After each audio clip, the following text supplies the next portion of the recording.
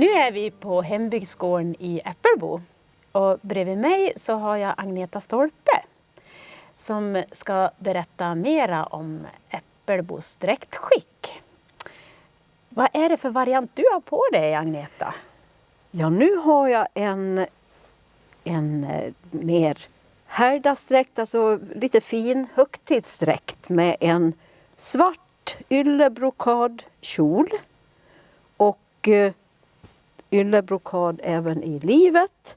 Och det är det rött med en bröstlapp säger man väl, Ja. som är som ett hjärta och så lite skörtar bak. Kantat med grönt är det här, men det kan också vara blått.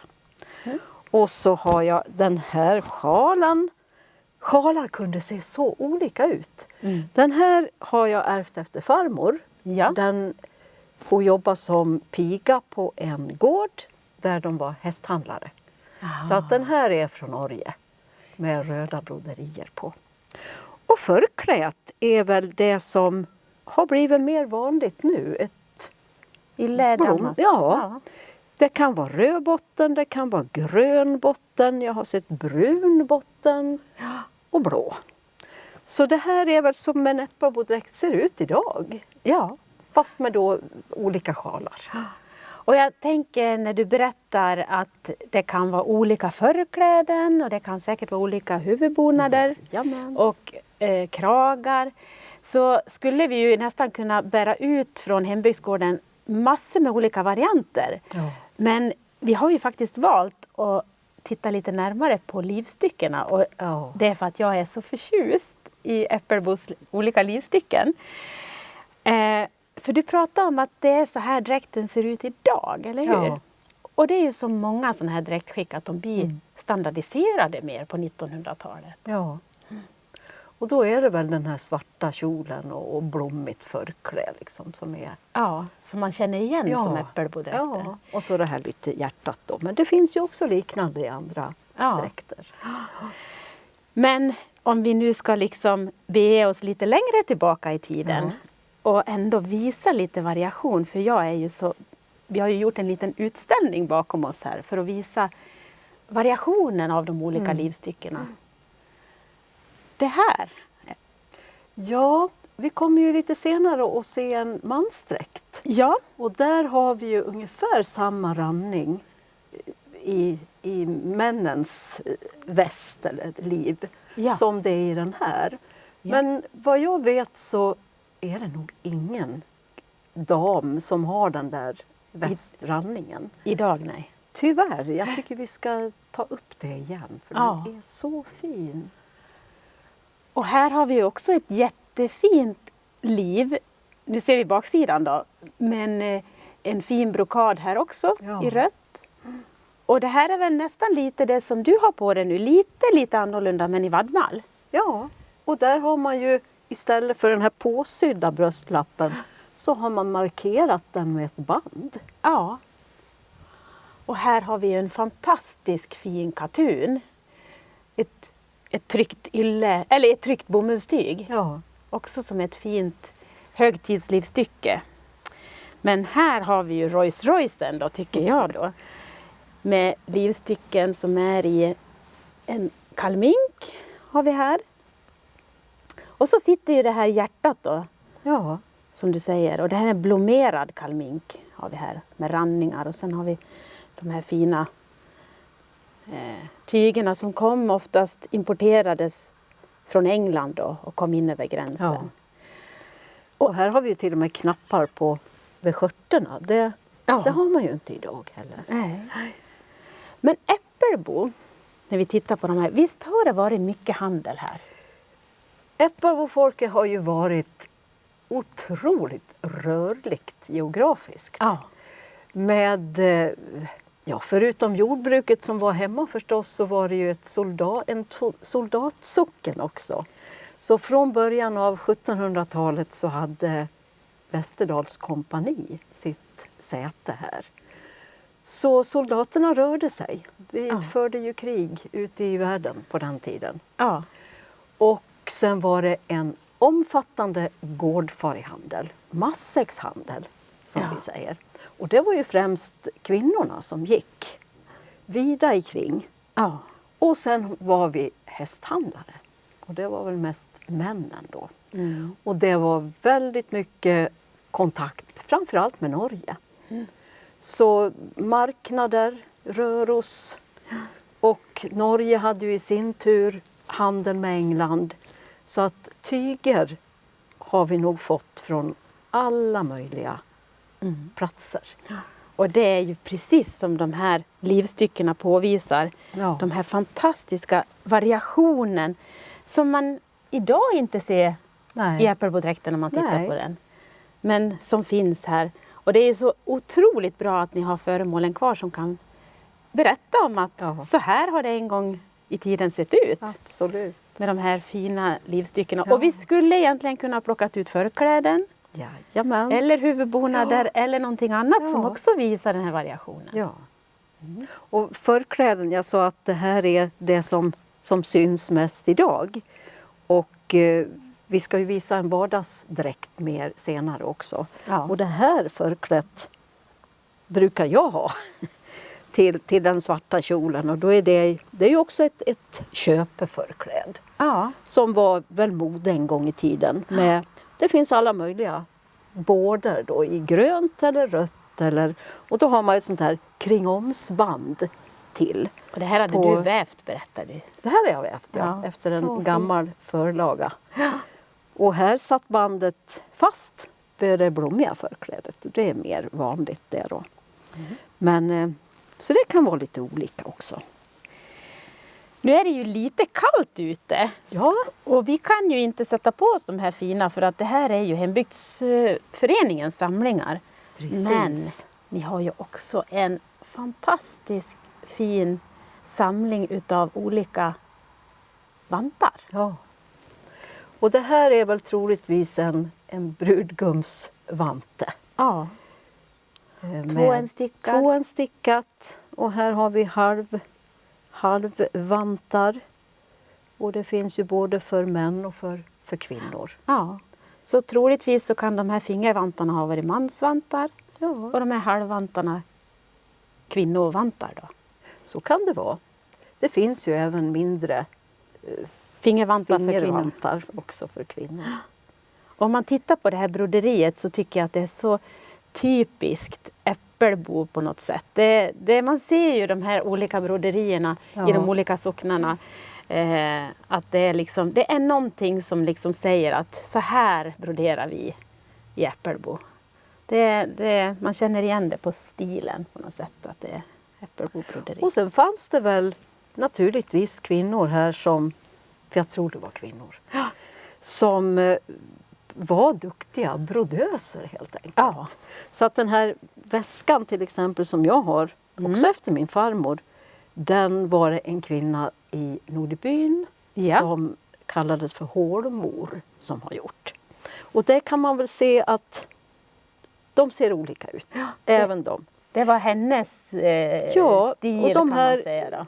liljekonvaljerna är väl det som kanske går igen i fler väskor. Men annars så är det olika färger och olika blomställningar. Ja. Men vi är inte riktigt rika på blommor som ni är i Floda. Precis. Lite mer sparsmak. Ja. Aha. Det finns ju också broderier på mansplagg. Vi visar ju fingervantar, men här har ni ju så fina. Det finns ju också en fin samling av såna här armringar som finns i hela Västerdalarna. Men de här är ju helt otroliga. De är fantastiska. Det kan man väl säga att det är extra allt. Där är det extra allt. Äppelbo-armringar. Ja. Och de har ju knappar. För män då. Och de ser också olika ut. Ja. Och en del är lite mer sparsmakade och de här är mer fyllda så att säga. Men jag tycker när man tittar på broderierna, de är olika men det finns ändå liksom en familj som heter Äppelbo-familjen. Att man kan liksom para in dem i... De skiljer sig från Järna, de skiljer sig från Malung som är grannar. Det är liksom Äppelbo. Fastän det är sån variation i familjen. Det är ju jätteroligt att se. Och det är väl som dialekter. Det liknar varandra men det är ändå vissa särskiljningar. Så. Ja. Och sen har ni ju så fina också såna här nattkappor för män. Som är ju Jajamän. helt underbara. Ja. Med fina broderier. Och här har vi initialer OOS. Ja, det är väl Olof Olsson skulle jag tro. Ja, hans fina nattkappor. Och just det här röda och blå, det går också igen i... nu har jag en på yvdelen, som vi säger, skjortan. Ja. Så är det ju vävda band oftast idag.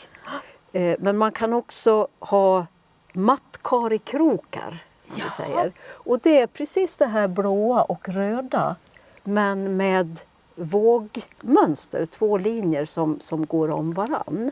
Som en I liten... kedjestygn, Som små. Ah.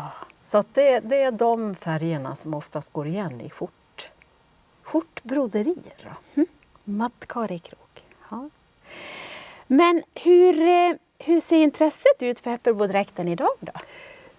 Det ser väl bra ut. Ja. Jag pratade med en kvinna som är väl faktiskt den enda idag som man kan ringa och få sytt en äppelbodräkt hos. Ja. Och hon sa att hon får ofta frågor. Hon får det, ja. Och det som är svårt idag, det är att få tag på tyger. Den här yllebrokaden, den får vi fortfarande åka till Oslo och köpa. Förkläden går väl lättare att få tag på, likaså halsdukar. Ja. Men om man vill ha en sån här randig vardagskjol som jag ska visa lite senare, då får man väva själv. Ja. Alla hemvävda tyger, Ja. såklart. Och de kjolarna såg ju till och med olika ut i olika familjer. Och mycket rött, mycket svart, mycket grönt. Ja. Rött och grönt, då tänker man på Äppelbo, tycker jag. Det Ja. är liksom mycket rött och grönt i eran dräkt. Men jag undrar vad folk skulle säga om jag kom med en sån här väst till midsommar. Ja, de skulle bli vara väldigt intressant. nyfikna, tror Ja, jag. det Jag tror tycker jag att vi också. ska göra, och jag vet att sån här, det är också svårt med de här tygerna, men vi får ju vända oss till vårt kära grannland i väst, Ja. Norge, för där kan man faktiskt få tag på såna här man tyger kan det. fortfarande. Ja, det finns ett väveri där som väver lite såna här tyger till deras dräkter, så att, men man får leta. Ja. Men det är många som har den här dräkten. Kommer du hit till Gammelgården, som vi säger, så på midsommar så är det många med dräkt. Och då ser den oftast ut ungefär som den jag har på mig idag. Ja. Fast med en silkeshalsduk kanske till Ja. när det är fest. Och du har faktiskt också ett ytterplagg Ja, det har jag. bredvid dig där. Den låg lite på marken här, vi fick inte plats. Och det är en tröja då, Ja. som med ett rött ylleband, också med skörter bak. Den är i 3 stycken i ryggen här. Och ett fint linnetyg i. Så ser den ut. Lite breda tröjärmar ändå, så att man får plats med allt tyg. Ja, och det kan ju kanske vara så som det är på flera ställen också, att man inte fick gå med skinnet i pälsen i kyrkan. Så då var de här tröjorna lite större, för då drog man de där tröjorna utanpå. Precis. Och det finns ju väst eller skinntröja också till Äppelbodräkten. Ja. Nu har vi ingen sån här, men det finns ju bilder. Ja. Fantastiska bilder från Nordiska museet. Med broderier bak. Med rött broderi bak i det här ryggstycket i mitten här, som är jättefint. Ja, Äppelbodräkten, den är så fantastiskt vacker, och det finns så många saker att titta på. Och det är så roligt att ni har en hel del bevarat i alla fall här i era samlingar. Ja, men Agneta, du ska ha stort tack för att du har berättat. Tack ska du ha. Äppelbodräkten, och vi kommer ju att se lite fler varianter. Du kommer att byta dräkt. Ja, Och så kommer vi att se en mansdräkt. absolut. Också. Och så tackar vi för att ni kommer hit, för det får oss till att sätta igång och ta vara på än mer och kanske bjuda in till dräktdagar där vi kan få dokumentera vad folk har ute i garderoberna och byrålådorna. Det vore väl väldigt bra. Ja. Stort tack! Tack ska du ha. Ja, nu har jag bytt om. Nu har jag på mig en lite enklare Äppelbo-dräkt. En enklare härdagsdräkt eller vardags. Och det är med en bredrandig kjol och ett smalrandigt förklä. Vi kallar den här kjolen för tunkjol. Och det har att göra med att när Äppelbofolket var ute på sina handelsvandringar och resor så stannade de till i Stora Tuna ganska ofta. Och där var de här bredrandiga kjolarna, de började bli omoderna. Så då gick de i återbruk och Äppelbofolket köpte dem istället. Jag har också en röd ylleväst och det är samma väst som jag har till den svarta kjolen som ni har sett tidigare. Under förklädet så var det lite annan randning för där syntes det ju ändå inte. Skulle det vara lika ränning runt om då ansågs det som lite högfärdigt och det vill man ju inte vara. Jag har samma väska, kjolväska och idag så har jag samma sjal också som förut. Och bredvid mig här har jag Tommy som har herrdräkten. Och det är en, ja ni ser, ganska vanlig herrdräkt kan man säga. Med en gul knäbyxa, i det här fallet så är det skinn. Det kan vara mollskinn också som är ju mer tättvävt bomull. Och en smalrandig röd väst. Den kan också vara grön. Även kvinnodräkten kan ha den här randningen, har haft förr. Och sen så har han lånat min farbror Ivars långrock. Så den har varit ute och spelat många gånger. Men du har någonting mer också. Du har någonting i händerna, Tommy. Armringar. Armringar, ja. Då blir man fin. Då blir man fin. Och som ingen använder nu för tiden här i Äppelbo. Det är väldigt ovanligt, men det får vi se till att att det händer. Och istället för stormhatten som du har på dig, Tommy ser ut precis som när han gifte sig för några år sedan nu idag. Men man kan också ha den här stickade luvan. Ruckhätta säger vi. Men norsk hätta eller norsk luva, den här finns ju i hela Västerdalarna. Den kan vara helt röd och i det här fallet är den med en grön stickad bård. Sen vet jag att du har lite speciellt med dina knappar på din väst och byxor.